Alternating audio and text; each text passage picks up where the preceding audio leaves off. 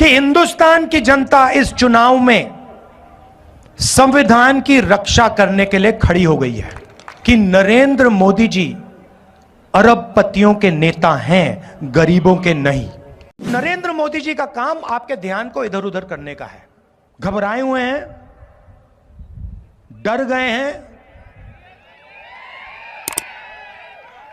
क्योंकि जानते हैं कि इलेक्शन हाथ से जा रहा है।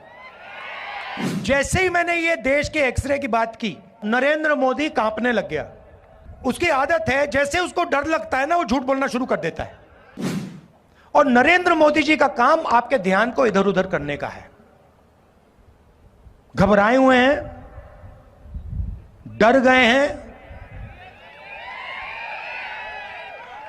क्योंकि जानते हैं कि इलेक्शन हाथ से जा रहा है। और इलेक्टोरल बॉन्ड्स में इतनी चोरी हुई है कि इलेक्शन के बाद उनकी मुश्किल हो जाएगी। तो घबराहट में है, तो एक के बाद एक झूठ बोल रहे हैं।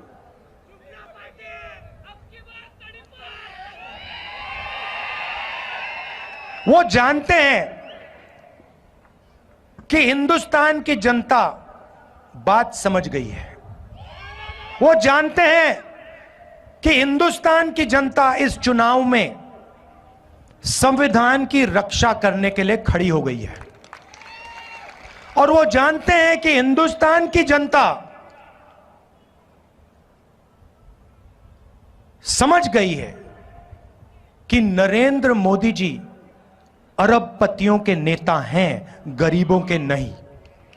अब जैसे ही मैंने ये देश के एक्सरे की बात की, वो नरेंद्र मोदी कांपने लग गया। जैसे ही उसकी आदत है, जैसे उसको डर लगता है ना, वो झूठ बोलना शुरू कर देता है।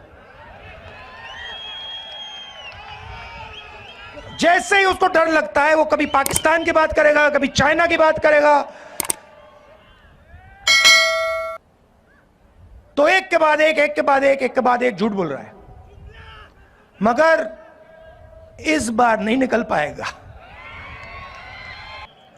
यह साधारण चुनाव नहीं है, क्योंकि इस चुनाव में पहली बार, आजादी के बाद पहली बार एक ऐसी पार्टी है जो संविधान को खत्म करना चाहती है। उनका लक्ष्य सिर्फ चुनाव जीतने का नहीं है, उनका लक्ष्य हिंदुस्तान के कॉन्स्टिट्यूशन को, हमारे संविधान को खत्म करने का है।